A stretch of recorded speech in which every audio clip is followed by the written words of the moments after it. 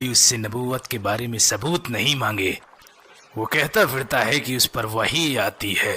तो आने दो, हम उससे कहेंगे सबूत के तौर पर कोई चमत्कार करके दिखा, इस सूखी जमीन पर पानी के चश्मे निकाल कर दिखाए।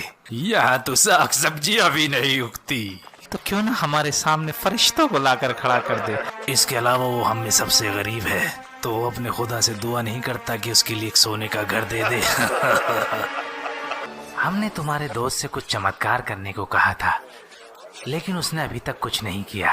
तो आप उन चमत्कारों की बात कर रहे हैं जिनकी आप लोगों ने चुनौती दी है।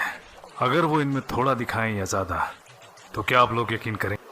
मैं तुम लोगों को अच्छी तरीके से जानता हूँ, तुम बिल्कुल यकीन नहीं करोगे। आपसे पहले आए रसूलों ने भी मौजज़े दिखाए हैं, लेकिन उस वक्त भी लोगों ने नहीं माना।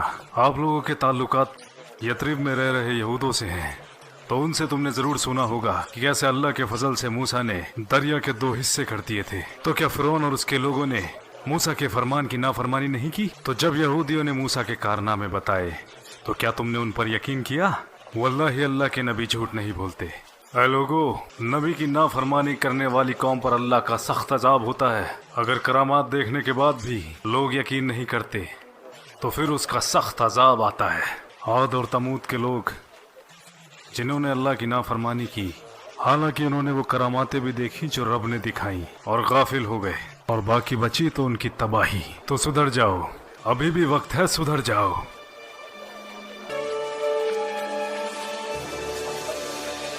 अरब से हो मेरे भाई? हाँ, मैं खुजा से हूँ। हमें मक्का के बारे में कुछ बताओ। मुझे लगता है तुम जानना चाहते हो कुरैश, मोहम्मद और उनके सहाबाओं के बारे में।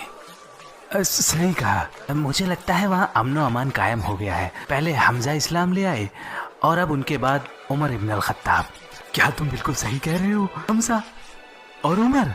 हाँ, उमर के इस्लाम लाने के बाद वहाँ बहुत से लोगों ने इस्लाम कबूल किया। और तुमने कहा मक्का में अब अमन फैल गया है? हाँ, मुझे लगता है वहाँ लोगों ने इस्लाम मान लिया है, या तो कुछ लोगों ने, या शायद सभी ने। मैं चलता हूँ। हम ये कैसे बता सकते हैं कि वो इंसान वाकई में सच बोल रहा था? वो झूठ क्यों बोलेगा? शायद उसने तसव्वुर किया हो वो मक्का में था, और इसमें ऐसा कुछ भी नहीं जिसका शऊर किया जा सके। जहाँ तक मेरी बात है, मैं वापस जाऊंगा इंशाअल्लाह, तो फिर हम वहीं जाकर फैसला लेंगे कि क्या करना है।